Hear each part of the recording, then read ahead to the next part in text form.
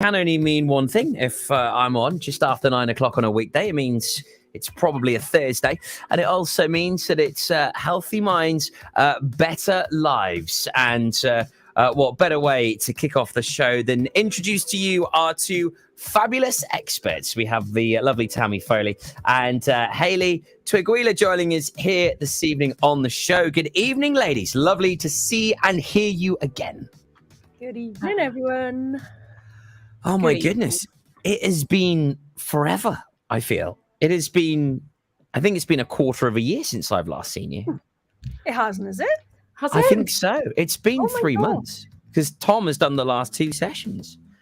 So I feel like I have not seen you in forever because it has been a quarter of a year. How scary is that? That is really... I was going to say these sessions, well, these kind of shows just fly by at the best of times. It's a show for you. I do a show every weekday morning. For me, this is a session because I learn so much. Already just been off air for the last couple of minutes. I have learned some great buzzwords, which we'll come on to. So much has happened over the last couple of months since we last spoke. Lots of bank holidays, meaning lots of downtime. Do you have any idea how much the average bank holiday costs the economy? Just putting it out there, Tammy. Have a guess. Oh my God, I wouldn't even know where to start. Just pin the tail on the donkey. I'm going to say millions. Millions. What about you, Hayley? I'm going to say 2.5 million. 2.5 million. On average, a UK bank holiday costs the economy 1.4 billion. The Queen's Jubilee costs 2.4 billion. It hasn't actually been revealed yet on how much the King's coronation has cost, but it is going to be right up there. Now, it's actually very good for our economy here in Pembrokeshire. We have lots of hospitality, retail, etc. So this is the UK as a whole. So it costs a huge amount of money. Lots of celebrations are going on, lots of downtime. That's why it costs the economy so much money. What do we do during our downtime? We start looking at social media. We start looking at other people's lives because that is the world we are in. And Tammy, you've discovered something which I find fascinating. I've heard it called like timeline tremor. It's quite a bizarre phenomenon that I think we can all relate to at some point. Yes, absolutely. So my kind of newfound word is doom scrolling. I know it's a really bleak sounding name, but it perfectly captures the habit of taking in a torrent of bad news while scanning social media and surfing the web. Chances are we've all, and I include us three, at some point been scrolling through Facebook or Google or any other sites and find ourselves subject to that constant stream of terrible news. Whether it's on your smartphone or computer. But doom scrolling isn't good for your mental health for obvious reasons. If you're depressed, you often look for information that can confirm how you feel. If you're feeling negative, then you're going to read negative information. It's that spiral. So I imagine a lot of people over those 2 bank holidays that we've had have done a lot of doom scrolling. Doom scrolling. Well, we've actually, since we last did this show together, we've had 3 bank holidays. And we have another one coming up at the end of the month. Then we don't have anything till August. Who came up with this? I do not know. Bonkers. Have you ever done this doom scrolling before, Hayley? Do you know, while I had depression, I've got one particular example. And it wasn't necessarily, I wasn't looking for that confirmation. So we talked earlier as we were off air about confirmation bias. Looking for things that confirm what you already think and feel. And that can be with anything, not just social media. But there was a particular person on Facebook while I had depression who really bizarrely, a few months before, had a broken jaw by a person. And then they got engaged to this person. And my brain was trying to fathom how, even though I knew that there had been that incident previously, why was she having a better life than I was? Why was she allowed to be happy? Why was I the one who was sitting here, struggling to get on with my life, struggling to be happy? And it was confirming that there was something wrong with me, that I didn't deserve to have that life, that happiness, even though the other side of me, the rational side of me, was going, no, what you're seeing now is not the truth. But I was looking for things that I suppose confirmed that I didn't deserve to be happy.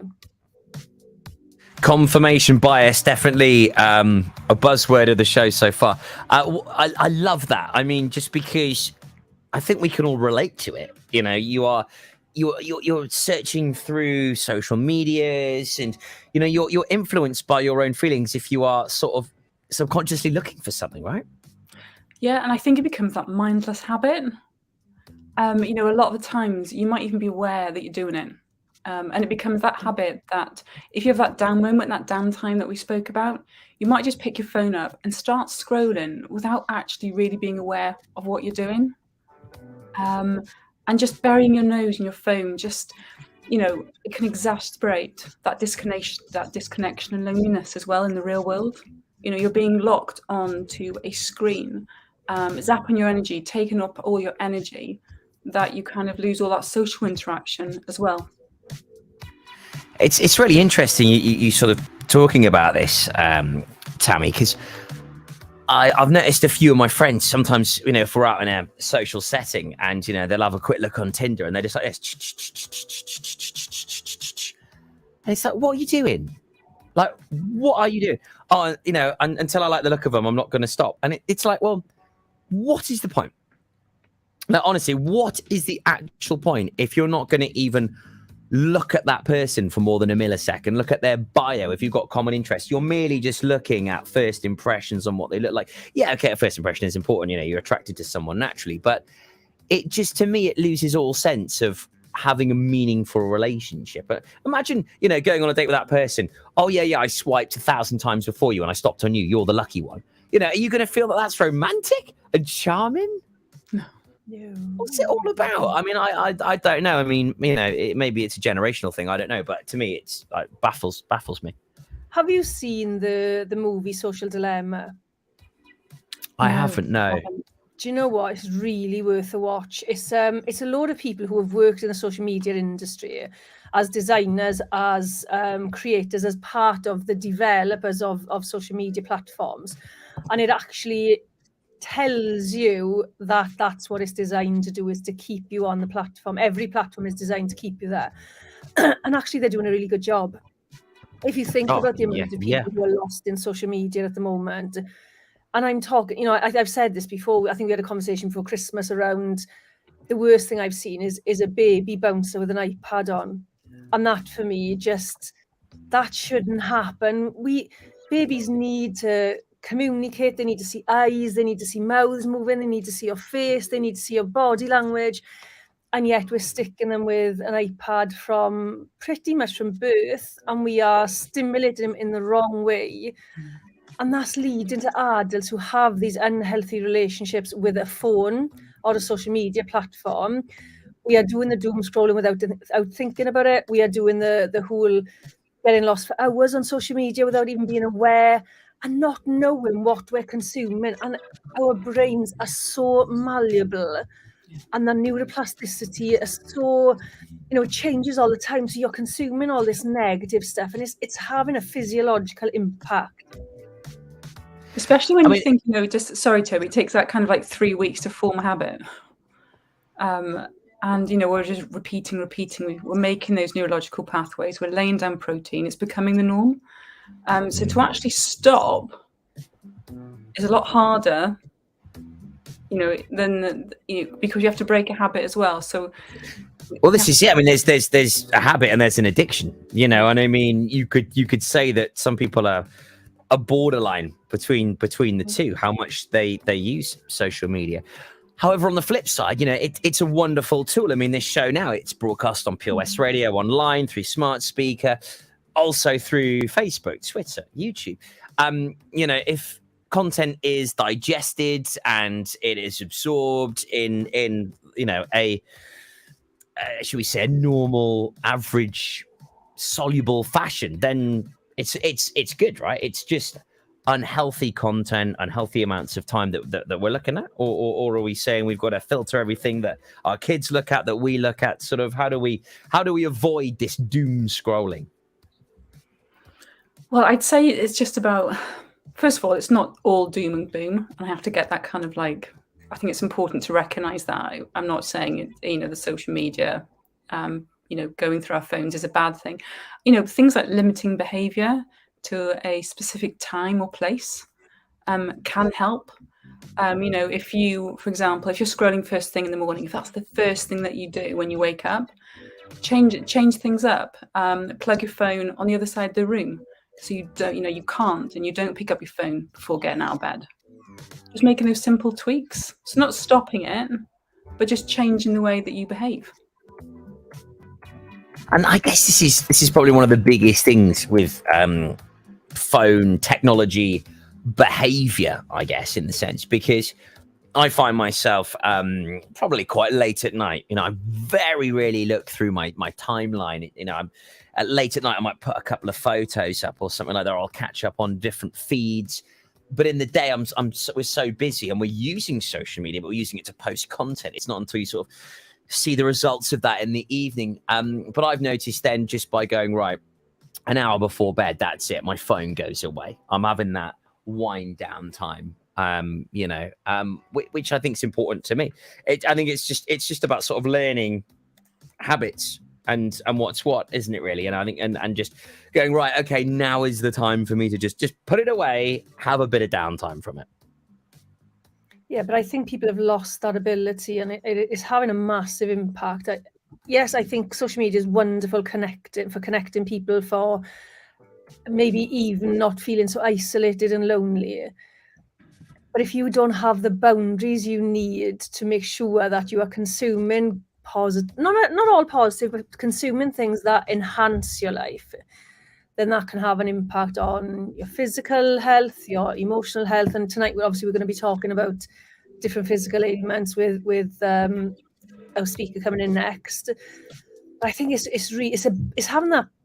I don't like the word balance recently. I don't know why, but it's having that balance, isn't it? Of, yes, have social media, enjoy social media, but have a real life as well, with real people. One of my favourite words, actually, that Hayley, balance is right up there. I'll come on to another one later on. It's similar to balance. It is key, and I say this on a weekly basis to friends, family. I use this on a weekly basis. It's all good in. What do you reckon? It's all all good in. I will leave it with you, but we'll come back to this one later on. It's all good in. Now, yesterday was World Lupus Day. This is a disease that occurs when your body's immune system attacks your own tissues and organs, and also immune disease. Inflammation caused by lupus can affect many different body symptoms, joints, skin, kidneys, blood cells, your brain, heart, and even your lungs. I mean, it's a very severe disease, this, but one that I guess maybe a lot of people aren't aware of. Is that safe to say, Tammy? Yes, absolutely. It's uncommon, but it's not at the point where it's classified as rare. But at the same time, it's not one of your common diseases either. And I'm really looking forward to talking to our next guest and to learn more. Yeah, Wendy joins us on the show next to find out what it's like living with it and how she was diagnosed. Very interesting guest this evening on the way for you next here on Pure West Radio. Also, don't forget, if you'd like to get involved with Healthy Minds, Better Lives, really easy. You can comment on any of the social platforms, maybe a bit of irony after giving socials a bit of a slate in there, maybe. Or you can WhatsApp 01437 764455. WhatsApp just as guilty, I think, all these group messages we have these days and all these different chats. 01437 764455. Also, you can email in any questions, anything at all. studio@purewestradio.com. And have you managed to guess it as well? It's all good in. We'll be cracking that one a little bit later on. Right now, brand new Ed Sheeran. I love this one. It's Curtains playing right here on Pure West Radio. Up next is Wendy, who has lupus, as it was World Lupus Day yesterday. It's Pure West Radio. You're locked into Healthy Minds,